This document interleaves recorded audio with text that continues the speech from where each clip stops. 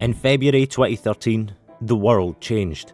Mark Cerny, lead PlayStation architect and a man who looks like a 90s boy band member, haunted by the ghost of Ted Bundy, took to the stage to announce the PlayStation 4, the console that would brush off the awkward and undersold legacy of the PS3 and usher in a new era of gaming. An era that would be led by one man, the leader of that new frontier. Knack. What? A character that answers the age-old question, what if we combined Crash Bandicoot with a Toblerone? Developed by Japan Studios, responsible for many cult classic PlayStation hits like Everybody's Golf, Patapon, and Schindler's List PlayStation Move Edition. Knack was marketed as a callback to the simpler era of platformers a la Crash Bandicoot. Many saw Knack as a return to PlayStation's roots. Except not really, because everyone took one look at the art style and went, okay, well someone's mummy was drinking while they were in the womb, because those guys are not okay. And sure enough, Knack 1 was released in 2013 and was not the world's next Crash Bandicoot, but a basic platformer with dull characters, repetitive gameplay, and none of the charisma that was required to become Daddy PlayStation's new, most successful hoe. It's a familiar tale of a console launch title aiming for the lofty heights of the next big franchise, only to be forgotten in a sea of 6 out of 10 review scores. And then, I think safe to say, much to everyone's surprise, Knack 2 was announced. A game no one expected, a game that everybody would have understood if it stayed in the dusty filing cabinets of Sony HQ alongside Jak 4, Bloodborne Kart, and Little Big Planet Sex Change Adventures. And thus, the meme was born. Knack, the chosen one. The prodigal son would return to smite the Orange Bandicoot and take his rightful place upon the platforming throne. But this time with thousands of little giblets made out of delightfully delicious but frustratingly painful to eat Swiss chocolate triangles. Look all these giblets, man! Oh! And yet, I am here to tell you today, Knack 2 is no meme. Is it full of interesting characters, a compelling story, and humans that don't look like FromSoft NPCs? No, not at all. But Knack 2 is full of so much polish, fun, and a sense of ridiculousness that the game has no awareness of that it is, and I still can't believe I'm saying this, a good video game. Like specifically an A-tier PlayStation 2 game. Like if Knack 2 came out in 2003, people all over Reddit would be like, Knack 2 remake when, Sony? Constantly throughout my experience with Albert Knackenstein, I was waiting for the veil to be lifted, for the experience to melt into paint-by-number sludge until I dropped the game out of boredom. But it didn't. While the levels drag on in places, the environmental variety, combat upgrades, unlockable extras, co-op mode, and silky smooth platforming kept me engaged.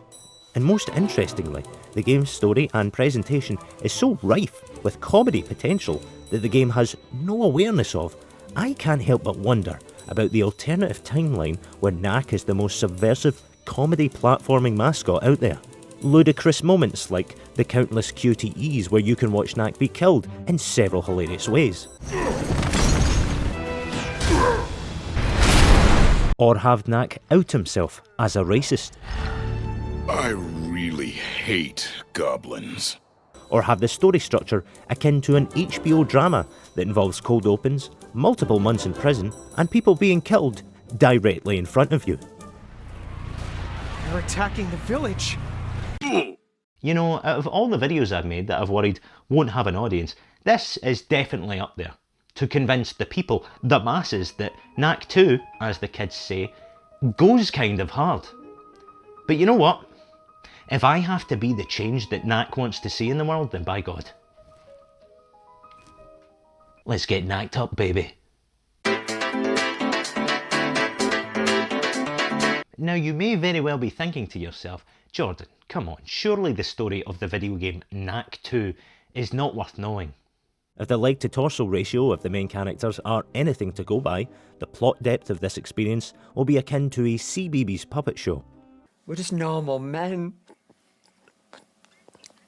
What do you mean, normal men? We're just innocent men. But you'd only be half right. While the likes of Breaking Bad, Mad Men, and My £600 Life need not fear in losing out an Emmy to the likes of Knack, the way in which the story is told is full of surprisingly unexplored comedy potential. Let me explain.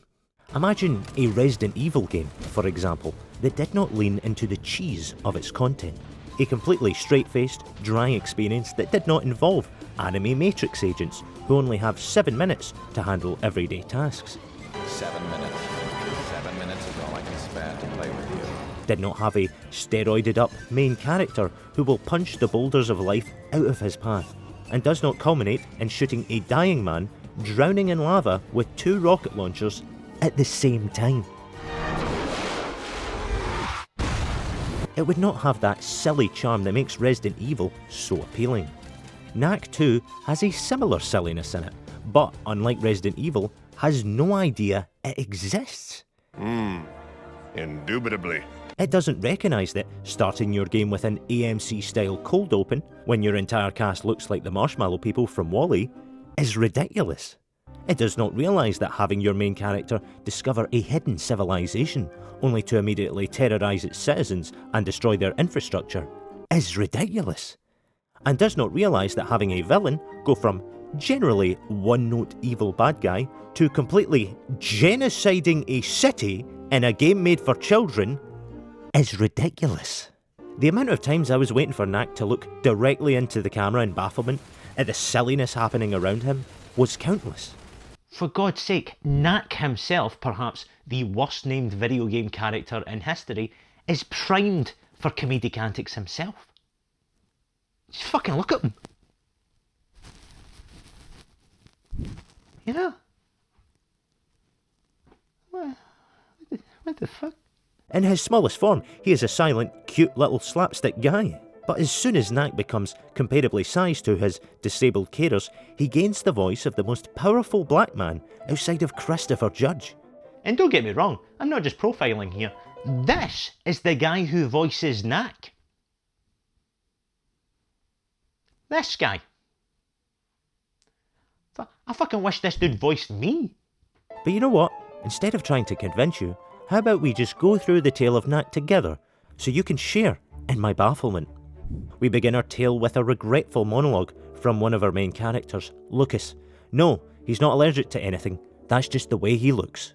Much in the style of America's greatest dramas, our first chapter is a cold open, where all seems lost and Knack fights his way through a city battling many, "Mum, that's not a bionicle, I wanted a bionicle for Christmas," looking robots.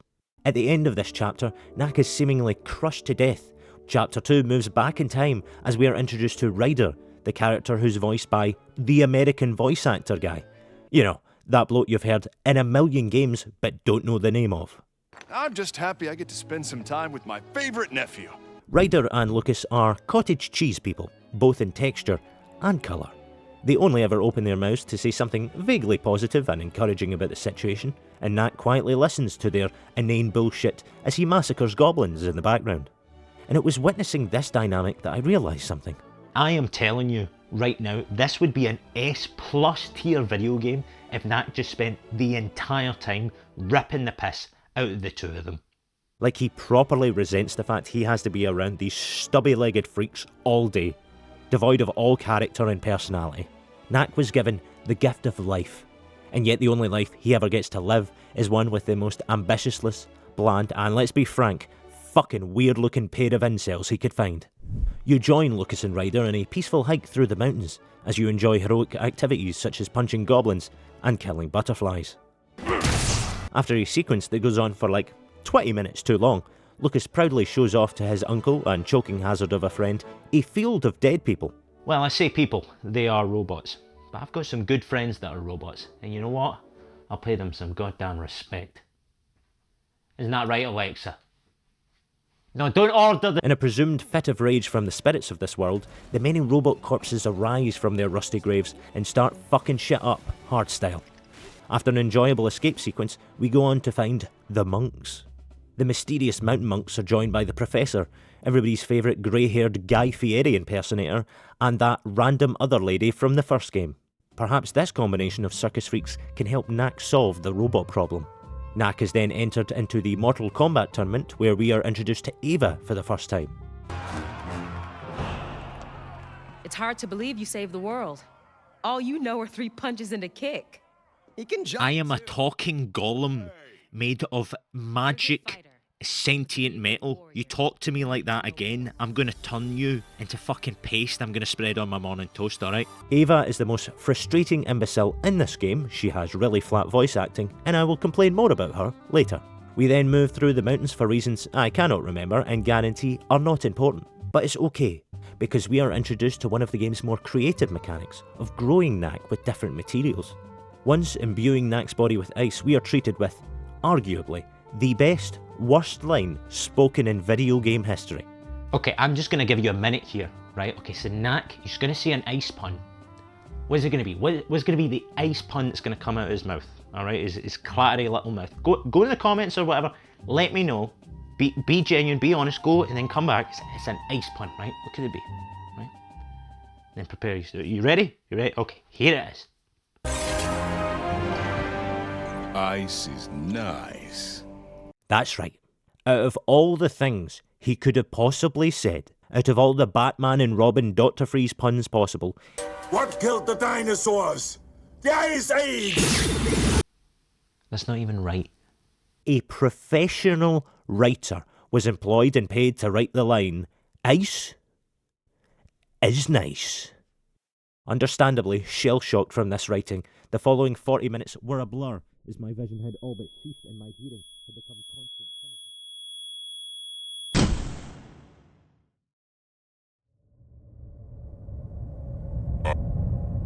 The robots from the Crystal Wars are rising. Ice. I'm sorry, I don't... Nice. The Ice Age! Indubitably. We do ultimately find ourselves in a mountain village where the robots are attacking and actually killing people in front of you, which is grim and very funny to me. This was about the time I started noticing the game makes no effort to hide just how useless your friends are. They blatantly teleport from location to location, regardless of the hardships Knack has to overcome. There could be a level where Knack clings to a rocket ship only to eventually land on Mars, and Lucas and Ryder would walk out from behind a rock in the same default white boy costumes they've been wearing all game. How are yous up here? How are yous up? The game doesn't even try. Look, you guys are just sitting up here with your default idle animations.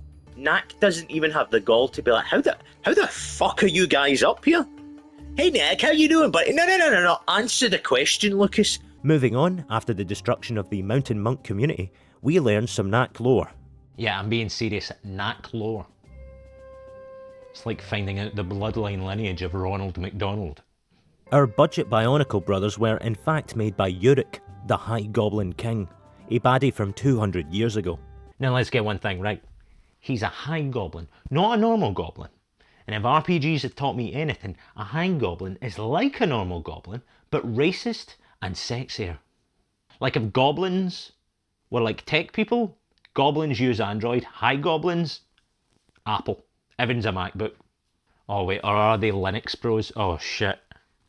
Oh, now these are the questions to end all questions. Uric the baddie made the Sentinels from the X-Men many years ago, but was defeated by Conan the Barbarian, who went on to form the Order of the Monks. Chapter 5 is where I feel Knack starts jumping the Toblerone shark, so to speak, as we are introduced to goblins with Star Trek energy weapons. This is where I really clued into how marvellously silly and completely unaware Knack 2 is. I was waiting for someone to address the situation, how ridiculous it was, but no, we simply move on with a general atmosphere of, those damn cyber goblins are back at it again. Aye, the race is sexy ones, aye. If you think that was silly, we then jump on some mounted machine guns and start a-rat-a-tatting the Goblin Invasion Force. They said Knack 1 was a bad game. I'll show the fucking humans. I'll show them all a bad game. As a tiny Knack hangs on to dear life, his body rattles amongst the intense firepower he uses to destroy his enemies and save the people of whatever this fucking place is called. After a pleasant ascent up a midnight clock tower, we properly Francis Ngannou a goblin and find out that these goblins are, in fact, high goblins. That's right, once thought extinct, the sexy racist goblins are back. Knack then breaks into a museum defended by sex robots, I'm only kind of half joking there, and then proceeds to vandalise the history of the nation he is seeking to protect. We then find the apparent villain of Knack 2, a high goblin general who steals a mysterious artifact of unknown purpose. Okay, God, yeah, Edit and Jordan here. So I'm wrong. What actually happens is you get the artifact, but then they get it later. It's not important. The purpose of the story section is for me to make fun of this game, not to tell its very boring story accurately. I'm just, please don't cancel me for disrespecting Knack lore. In seeking the location of the High Goblins, we venture to a nondescript rocky plain, but end up finding a completely hidden High Goblin civilization. This is where Knack goes fully off the deep end. Filled with rage for the plight placed against his people, Knack immediately terrorises the High Goblin population and destroys their infrastructure. And look at these people, they're just trying to defend his homeland. Oh my God. Look at them just care not for goblin life. Goblin lives matter, Knack. Their food supply, innocent civilians, and their homes are laid waste by the infinite Toblerone hatred that fuels Knack. In reaching the city's peak, Knack is immediately sent back to the ground floor, where he is outed as a goblin racist. I really hate goblins. Now fully saturated with bloodlust, Knack goes full Godzilla mode on the High Goblin population and ascends Minas Tirith once more to defeat his foe. After an entertaining giant robot battle, it is revealed the mastermind of the High Goblin plan is The bad guy from the first game? I think? I don't know. It's just another fucking goblin guy. You know? Not sounding like Knack the racist here, but they all look the same to me, you know. But of course you can't say that nowadays, can you, Knack? Ice is nice. Ice is nice, my brother. The point is, Robin Atkin Downes, of course it's Robin Atkin Downes, by the way, we were bound to see him eventually. He wants the artifact to fully summon and control the once dead robot army of Uric. And so, after some random contrived hunch on where to go next, we travel to the island from The Incredibles. Eventually we run into Goblin Atkin Downes, throw him to his doom, and retrieve the artifact. But no, Xander, a guy I have not mentioned yet because honestly, who cares, and leader of the monks, wants the artifact for his own nefarious needs. He said some dodgy stuff in the beginning about disabled people, so we should have all seen this coming. Ava, being his right-hand woman and the absolute moron she is, thinks it's not cool that he's being a big meanie, but goes on with it anyway. This is where things get silly again. Lucas and Knack, after an enjoyable boss fight with a Knack clone, now find themselves stranded on the island. Much to my entertainment, Knack does what he should have been doing this entire game and rails Lucas for being a useless moron who doesn't do anything and is ugly and stupid.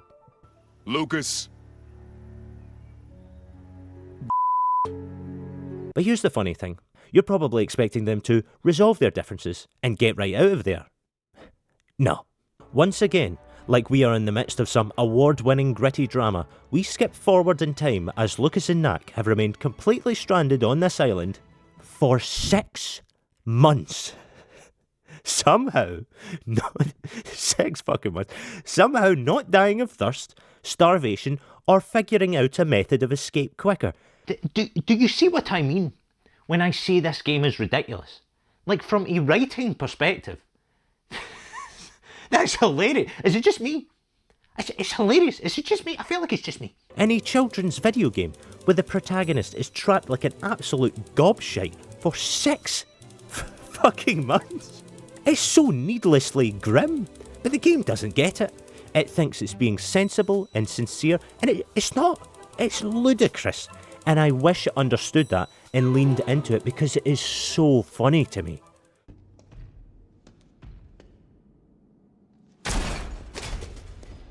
I thought, wow, this is strong. I mean, this is like just in total grief at what's just happened. And he didn't say anything to us, but we found out that Lucas had actually broken 2 toes with that last kick. I mean, actually feeling that pain, he actually turned that into performance. I mean, he stayed in the character. He was letting that pain feed and drive his performance, which is pretty amazing. This is where the plot starts showing how thin it's being stretched.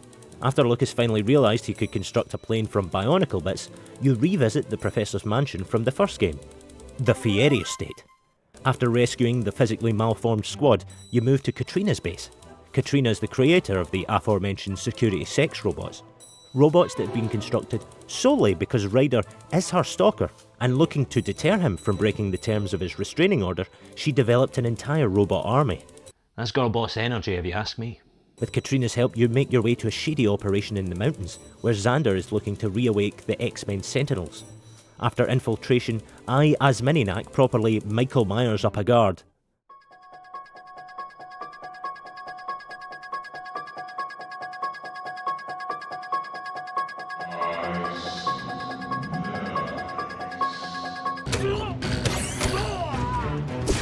And unleash Katrina's forces into the base. Ava, the dumbass hoe that she is, has not figured out that after 6 months of being trapped on an island, her mentor, who is acting like Joseph Stalin, is kind of a bad guy. It only took her half a year to figure it out, but at this point Ava decides to finally help you. In an epic escape sequence against the Sentinels, Ava joins you as you follow in Xander's footsteps. We move towards a very aesthetic art installation in the park, which looks like a lovely place to do Tai Chi on a Sunday afternoon. It is not, in fact, a location for elderly Chinese women to get in low-impact cardio, but a powering-up station for the robots of Xander's army. Unfortunately, we are unable to stop Xander upgrading the firmware of the Sentinels, and now his forces move towards the city of New Haven to destroy everyone. Because he's evil. That's genuinely the reason. Like I said, not well written. He just, he just goes off his nut. Ice is Nice was too much for his tiny human brain, and it just went, and over the edge he went. This is where we return to the game's beginning chapter, replaying the familiar streets where Knack is crushed by a sentinel. But oh no, baby worry not, because Knack is fine. Specifically, tiny Knack is fine. And as this cute little pocket-sized boy, you clamber your way up a moving giant robot in one of the coolest platforming sequences I've played in a long time. You navigate in and out of his limbs, dodging his exhaust, and up through his torso, and eventually into the pilot seat. Today we're going to talk about what is causing your neck pain. I have to apologize here, Brad. Where you play as a giant goddamn robot. Holy shit, Knack 2 people. Do you see what you've been missing out now, boys and girls? You smash Xander's forces apart and finish your robot adventures with a one-on-one brawl with a rival Sentinel in a sports stadium. Oh, but we're not done yet, kids. The Air Force of New Haven is here to help, and goddamn if you don't just jump on top of an F-18 fighter jet and gun down Xander's forces like Maverick himself. With an incredibly entertaining final level it has been, you confront Xander in his own Sentinel and tear him down to size. Victory at last. Knack and the people of New Haven can breathe easy at... What? Quite ready for the game to be finished at this point, and then Knack 2 pulls another HBO-worthy timeskip, where Knack finds himself in his own personal Shawshank Redemption. Now, in retrospect, this is very funny, specifically the image of Knack throwing parts of himself off the wall because he's that bored. Okay, truthfully though, in the moment, I was so goddamn done with this game. Like that, this is not Red Dead Redemption 2. These characters do not have an arc. I haven't played that game, by the way, but here it has characters that have arcs. And I don't care. You have not earned. Ice is Nice is not the type of game where I give a fuck about the characters. Although it should be. But once we have accepted our fate, Knack is rescued by, oh my god, he did something useful for once. It's Lucas. During our escape, we see that Xander has used the relic to make pretty goddamn cool looking evil Knack clothes. Once emerging from the prison, you confront Xander to find out he has built something called, I kid you not, the Armageddon Machine. He called it the Armageddon Machine. Just take that in. Armageddon Machine? Too much? Now that the shark has not even been jumped, I think it's safe to say we have left orbit entirely. Xander wraps up the cutscene with a line delivered so impeccably, it is my favourite of the game. Lucas, Knack, always a pleasure. Speaking of jumping, we then engage in a very cool QTE where Knack leaps onto the Wild Wild West Armageddon Machine, and once again we clamber our way up a massive robot. If this didn't sound silly enough, Xander has also roped up our friends, ready to be executed by a giant robot like he's Lex Luthor. Why is this game so unaware of its own ridiculousness? As we ascend the robot, Xander stops to... You remember that shark? we left back there on Earth? Yeah. That's not even in the solar system anymore. As Xander fucking nukes part of a city, killing perhaps hundreds of thousands of people. We have to stop. Jesus fucking Christ! This guy is just genociding people. But you know what? Worry not, because in a stroke of good writing and a callback to the island, Lucas's robot airplane is able to absorb the robot relic energy of the Armageddon machine and blast it to pieces. In Xander's dying moments, Knack calls him a pussy and crushes his skull. I'm joking. Imagine they did that, that'd be fucking hilarious. No, in his dying moments, Xander activates the relic and we fight a marvellously entertaining giant evil Knack boss fight. And with its destruction begins our final, well-earned conclusion of the game.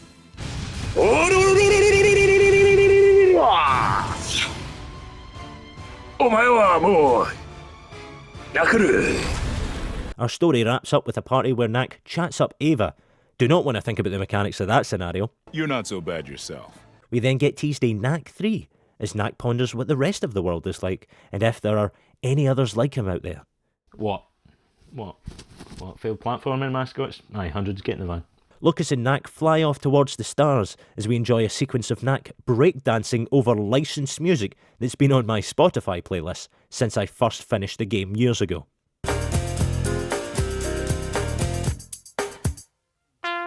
And it's this silly dance sequence that encapsulates how Knack could have been not just a meme, but a hilarious, subversive platforming classic.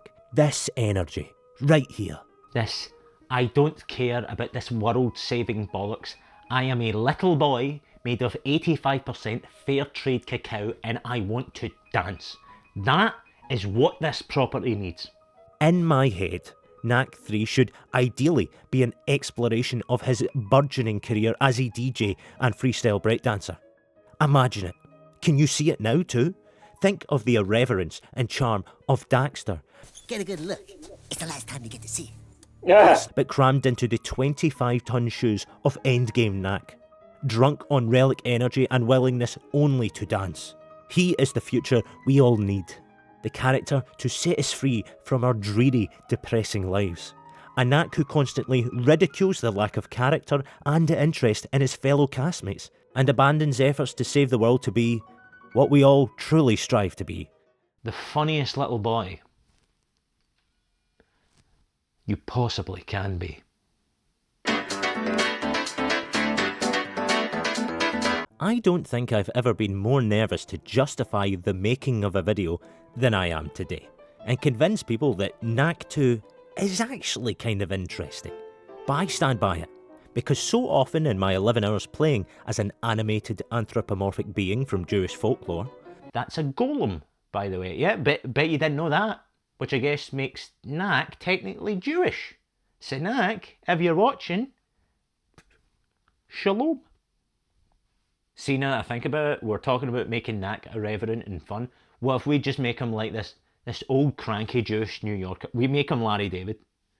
You know, he's like, I would never knowingly, spill fig blood all over the High Goblin King. Curb your Knack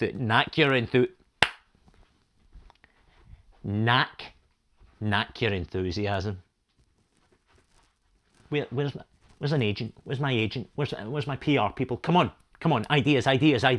So often would I play the game, thinking to myself, I'll probably put this down in like 5 minutes, only to keep playing because of some ludicrous gameplay feature that had no right to be as fun as it was.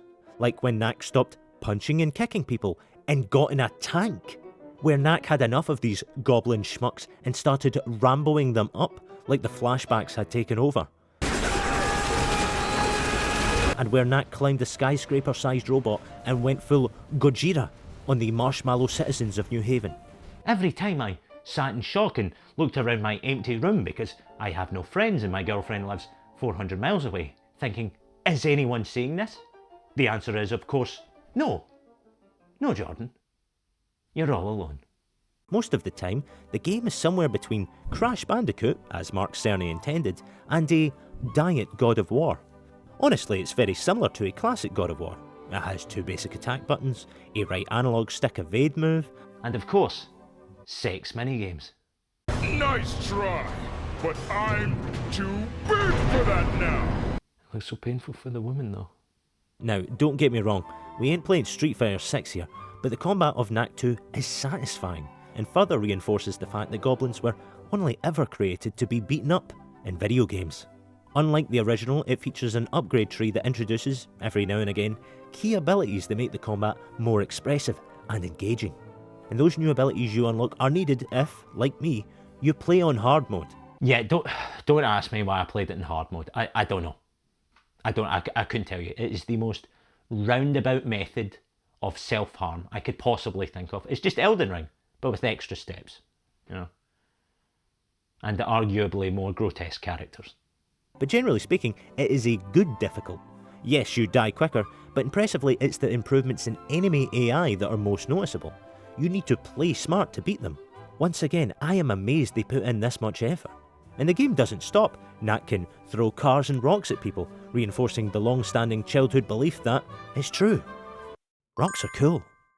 You can also absorb different materials that work both as combat tools and puzzle mechanics.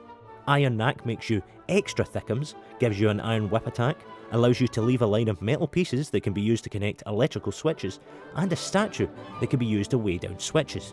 Which I don't know how well the gameplay shows this off, but it is genuinely really fun, and I wish there was more of it in the game. There is also Ice Knack, which turns our protagonist into the Fresh Maker, able to freeze enemies and pulleys into place, and as we learned earlier, ice is indeed. Ice is nice. That's what we like to hear. Ice is nice. Ice is nice, ladies and gentlemen, alright? Ice is nice. That's how you get the crowd pumped up. You just walk in a room and you go, ice is nice, ladies and gentlemen. Ice is nice. Thanks for coming. Let's go do coke in the toilets. Ice is nice. And finally, Metal Gear Solid Knack, which allows him to pass through airport security completely unharmed. And that's without mentioning the many well-designed puzzles of the game, either involving blocks, grabbable switches, or changing Knack's size. Okay, John, so punching people is kind of fun, but surely that's it, right? It's a Knack game. No. The platforming is excellent as well. While a lot of the levels overstay their welcome, and I do mean a lot, Knack 2 really is like 33% too long. Like, mate, it was fun, but a game with the line, "The robots from the Crystal Wars have awoken," it's not going to keep my attention for 12 hours, you know? The robots from the... What shall we do, boys and girls? Shall we find Dora the Explorer? Many of my favourite levels are sequences with fantastic Bandicoot-esque platforming flow. So good that I will confidently recommend that if you played Crash Bandicoot 4 and also found it so frustrating you wanted to build a crucifix out of several dozen Aku-Akus and turn Crash into the Messiah, Knack 2 may be just the platforming fun you're looking for. Yep, next one. 227 out of 228. Isn't that lovely? That's a bunch of bullshit. It's a bunch of bullshit. Even more surprisingly, entire level structures of the game completely change depending on your difficulty. Some levels will throw up barriers and reroute the player through different areas. Chapter 2.1 and 4.2 are essentially different levels if you're playing on hard or easy mode. Once again, I don't know why they went to the effort, no one would have blamed them if they didn't. Most of the gameplay feels like Japan's studio was so aware of the meme status Knack had garnered, they chose to make something truly well made and fun, not because anyone asked or even because they thought it was a good idea, but simply to spite everyone who was taking the piss. Like Sony went, "Alright guys, let's be real. Okay, it's Knack. Make a second one, maybe give him a gun. We'll call it there, alright?" And Japan Studios said no. Knack is a big boy who knows how to ride a bicycle, and last week went to the shops all by himself, and we are very proud of him.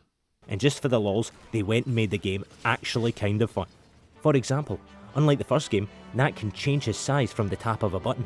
It's silly, isn't it? His whole gimmick is he can get bigger and smaller, but this wasn't a thing that was in the first game. And while size swapping is mostly used for platforming puzzles and finding secrets, it is utilised every now and again in boss sequences. And it does make me wish they had integrated scale changing as part of the combat, like abilities that allow you to quickly change size mid-combat to avoid attacks and set up for counters. And because you die in one hit as Small Knack, it feeds into a satisfying risk-reward system. Now, just like all of your favourite classic platformers, Knack isn't just about jumping, punching, and inciting goblin genocide. Although, let's be real, it's what we're all here for. And smelly. Don't forget smelly. There are also gadgets to find, and it brings me great pleasure to inform you that very much in the spirit of childhood-like fun, there are 4 different Knack flavours for you to unlock. You've got Blueberry Speed, Red Raspberry Power, Golden Delicious Crunch, and Gunfire Green. With these limited edition flavours, you are allowed to use separate superpowers at your own discretion. Powers usually only accessible for a short time after smashing a supercrystal. And while these are brilliant fun and a great post-game unlockable, they fit so well into the gameplay loop, they feel like an essential upgrade that should have been unlocked mid-game. Instead, they are part of the 150 unlockable chests strewn throughout Knack's adventure, and you will only have all Crystal Knacks after collecting every chest. And even if you do unlock a Crystal Knack before the game ends, you can't use them on a first playthrough. Each Crystal Knack has a power that fulfills a useful gameplay niche. Speed Knack's explosion is an instant area of effect that gives you invulnerability frames when being overwhelmed. Power Knack can throw tornadoes that topple over and disrupt irritating enemies, giving you space to breathe. He can also teleport behind people, which besides being useful, is also a really fun, nothing personal kid, meme thing to do. Topaz Knack lets you use swords, which significantly improve your range and staggers even armoured enemies, making it a great defensive tool. An Emerald Knack lets you defeat enemies at range, unleashing the little man's inner aratatatatatatat. Aratatat. Aratatatatatat. You know what I mean? Aratatat. Scrat. Sorry, I had a coffee and it's filled me with a relic energy. You know, I just want to... I want to fucking crush a goblin. You know, find me a little green guy, and I'll put him in a hydraulic press, and I'll make a YouTube video about it. I'll get 1 million views and I'll be like, welcome back to Hydraulic Press channel. Today we are going to crush Goblin. Here is Goblin. Put them in. Yes, die. Okay, anyway. All of these Crystal Knacks combined completely nullify any combat frustration I experienced with the game, and made Knack feel like a fully realised combat mascot, and not just the little Lego boy who could. Even better, it's all naturally balanced because using any of those powers requires you to use up Sunstone Juice, which without Crystal Knack is just a shield meter, a strangely underutilised resource considering they are the most plentiful objects in the game. And it also goes to highlight how unnecessary the Power Stone segments are. They are what I'm going to start calling arbitrary game design. Like, you know in a game, where you're given a new tool or ability to overcome an obstacle that didn't already exist in the game world until you were given the tool to overcome it? Yeah, it's that. Like, there's no attempt to hide from the player that there is no real obstacle that requires you to use your brain. You just arbitrarily manufactured one and put me in the same room as it. You placed me in front of a locked door and gave me a key, instead of giving me a key and trusting that I know what a door is. That's these little Power Stone segments. You are thrown into a room with way too many guys and are given the nuke button to get rid of them, where I think most of us will agree having the resources to hit the nuke button and being smart enough to know when to use it is far more engaging. Yeah, you didn't think I was serious when I told you we were going to do serious game design discussion about Knack 2. You should know by now I don't fucking mess around. I don't care if it's Knack 2, I don't care if it's Bugs Life, the video game, I don't care if... You know how seriously I take stuff? I made a mock-up, you saw it earlier, a mock-up of Schindler's List, the PS3 PlayStation Move game. Doesn't exist, fucking looks real though, doesn't it? That's how dedicated I am. I don't mess around. 1,000 subscribers, 1 million subscribers, you're getting your Schindler's List video game, you're getting your stupid jokes. Cause you're worth it. Maybe it's Maybelline. It's not, it's Jordan. Go fuck yourself. And lastly, if all of that didn't already surprise you, Knack 2 is also a great co-op game.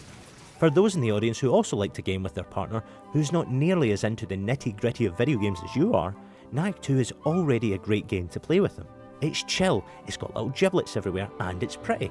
But the thought that's put into it is once again A+ for extra credit. Knack's Power Punch can launch your friend like a missile. The slam attack will blow them up, and punching them will knock pieces of your loved one across the room. Much like real life.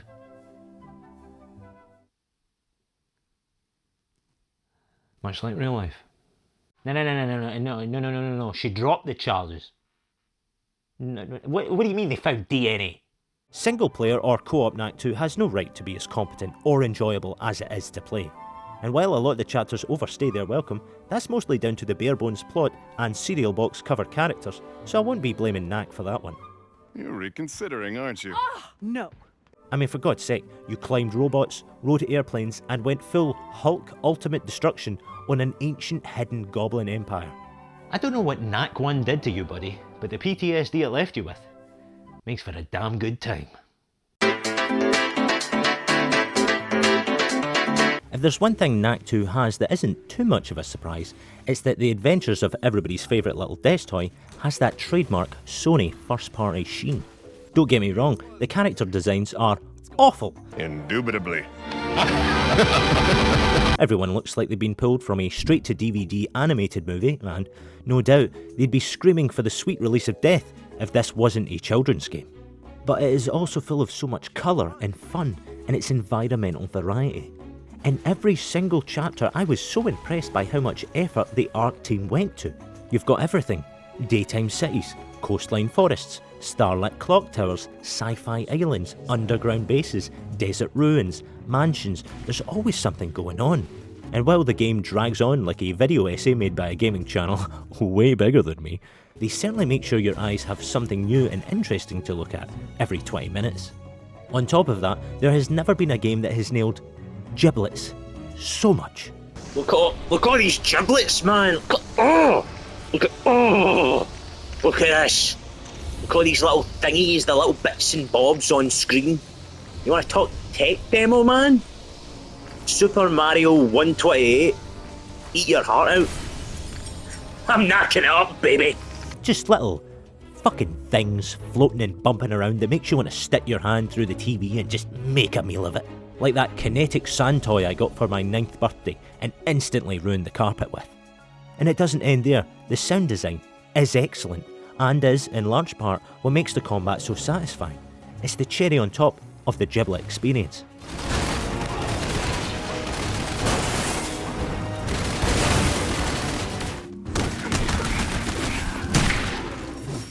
Yes, they look good, but when you hear the little jingle jangle of Knack's building blocks flying through the air, it's... the only word I can think of is delicious. It sounds...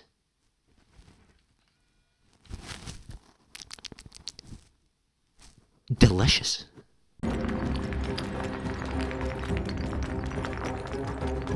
And even the music, which, if editing Jordan has done his job right, is probably playing in the background of this video, is often quite good. Fun and relaxing levels have equally jaunty and charming music.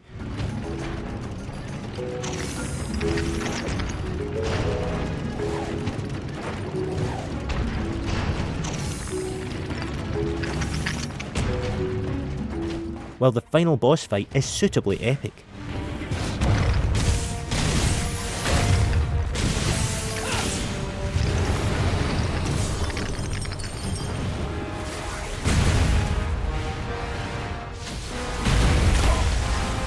It's not all perfection, however, as besides the body horror of Knack's surrounding cast, cutscenes are limited to 30 FPS, the HDR was always washed out and I could never figure out why, and even on a PS5 running the game in fidelity mode, the crisp right angles that make up Knack's 85% Swedish chocolate body are not quite as crisp as what I was hoping for. I'm telling you, if Knack 2 got a PC port without these problems, higher frame rates, and ray tracing, think about it, Crystal Knack with ray tracing, people. Think about it, I'm telling you. I would buy that. So Sony, you're missing out some serious sales here. And by serious sales, I mean me and like 12 other people. And after this video, maybe 13. I feel like I had to make this video because I identify with Knack. Jesus, it's getting deep. I'm about to come out to you guys. It's not the only thing I find nice. No, what I mean is, really, Knack 2 has no right to be as good as it is. No need. No one expected them to make something good, but they did it anyway. Like the videos I make. It's a tiny wee YouTube channel where I feel like I put in way more effort than anyone really expects or cares. And while I'm not voiced by a powerful black man with flowing dreadlocks, Knack, I get you, buddy. It is a tiny tale of complete ridiculousness that's had its potential wasted by not recognising how silly it is, how ripe for comedy and subversion it is. If Knack 2 embraced the meme, realised how stupid and bland its hollowed carcasses the game calls characters were, if Knack embraced the fact he's a tiny little giblet boy who was given life by Guy Fieri and then with that life chose to say things like, Ice is nice. If he threw away the tired, boring tale of saving the world and simply chose to be the funniest, weirdest little Toblerone boy in the neighbourhood, I think Knack, honest to God, could have been, and maybe still can be, a genuinely good character. But Knack was made by the suits, the masterminds of Sony. Mark Cerny may have a legacy of Crash Bandicoot, the growth of PlayStation, and no doubt several dozens of bodies hidden under his floorboards. I can't tell you how nice it is to finally be able to show that in public. But Knack, as it stands, remains his little bastard Frankenstein that will lay dormant in the basement. We mourn what could have been, little Knack, but we celebrate what we have. Thank you for your service, and remember, Ice, it is nice. Knack 2 gets a Googleplex of giblets and 1 goblin ethnic cleansing. Out of 10. And that is the story of Knack 2. You know, some say Knack 2 is the end, but I say the knackening has only just begun. Thank you for watching, everyone. That became more soulful than I expected because I just quite enjoyed it. I had a happy time, and that's what counts. And one important announcement I want to make is everything I do is a side gig because I'm an actor and voiceover artist. I do this shit, and yeah, a normal 9 to 5 isn't for me, but I really want to make a go of this, and so I hope with the more frequent videos you will believe that I am worth the time. And so soon I would like to start a Patreon or maybe YouTube membership because, you know, I've got 1,000 subscribers, but fuck it, I think I might as well. And the people who like me, if they want to send some money over my way, it would mean a lot, and it would be great to be paid to do this. But anyway, thanks very much for watching, and in the words of, as we know, the greatest video game protagonist of all time, Ice is nice.